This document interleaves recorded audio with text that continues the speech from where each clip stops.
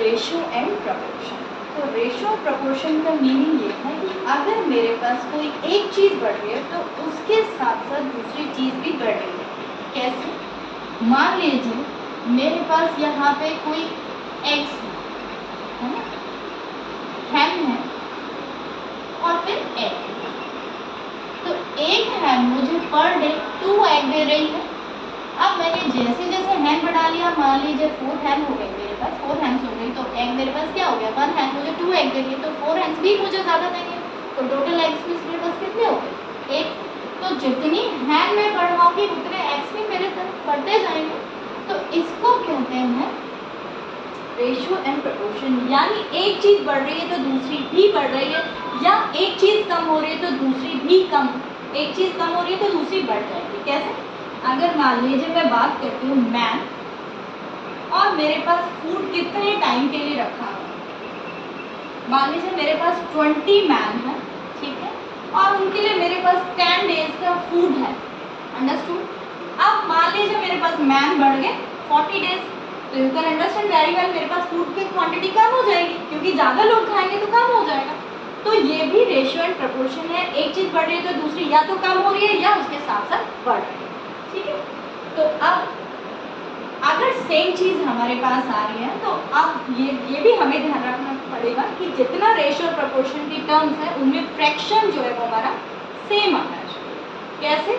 मान लीजिए ये कोई टेबल है हमारे पास, कोई कार हमारे पास चल रही है, और उसमें ये आपके पास हो गया डिस्टेंस और ये हो गया टाइम। तो जैसे जैसे डिस्टेंस को मान लीजिए x1 है और टाइम को आपने मान लिया t1, इसी तरह से दूसरी डिस्टेंस x2 होगी और टाइम होगा t2। तो जितना x1 अपॉन t1 हो, सेम ऐसे ही आपके पास x2 अपॉन t2 भी होगा, यानी एक फ्रैक्शन का, एक रेशियो का जो आंसर आ रहा है, जो फ्रैक्शन आ रहा है, वही दूसरे रेशियो का भी आएगा। अब वी हैव अ क्वेश्चन, क्या कह रहा है क्वेश्चन?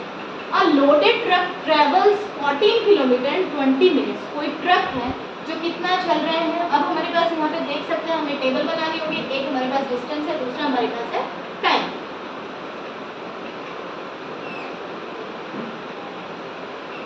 ये आपकी हो गई distance and this is time.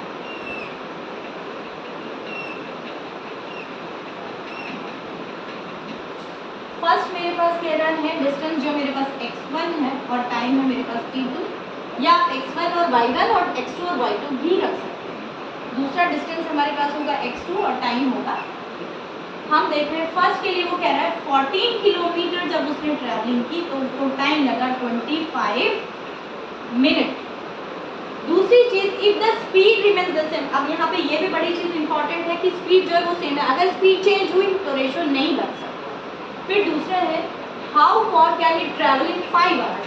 अब यहाँ पे वो कह रहा है 5 आवर्स, तो हमारे पास डिस्टेंस x2 कितनी होगी, लेकिन यहाँ पे ध्यान देने वाली ये चीज़ है कि ये 5 आवर है, तो इसको पहले हमें मिनट में चेंज करना है। ठीक है, तो जब आपने 5 आवर को मिनट में चेंज किया तो आपको पता है 1 आवर इक्वल 60 मिनट, तो ये हो गया 5 × 60 यानी विल गेट 300 मिनट्स। तो इसको हम लिख सकते हैं 300 मिनट। दोनों की यूनिट सेम रहनी चाहिए, ये किलोमीटर है तो ये आंसर भी आपका किलोमीटर में आएगा, और ये मिनट में है तो this is also in minutes. Now अब डिस्टेंस अपॉन टाइम, स्पीड का फॉर्मूला भी यही है, स्पीड की तरफ अगर आप जाते हैं तो डिस्टेंस अपॉन टाइम ही फॉर्मूला है। तो हमारे पास डिस्टेंस हो गई है ये 14 किलोमीटर, या आप इसको ऐसे रख लीजिए x1 upon t1 is equal to होना चाहिए x2 अपॉन t2। तो x1 आपके पास क्या है, 14 है, और ये टाइम है आपके पास 25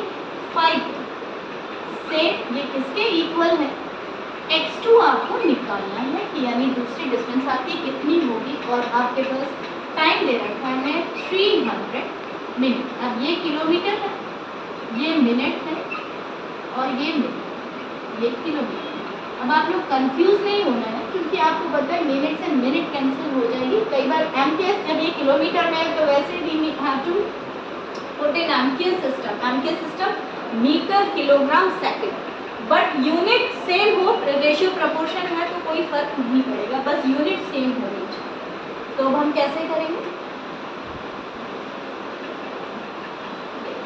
अभी हमारे पास आ गया 14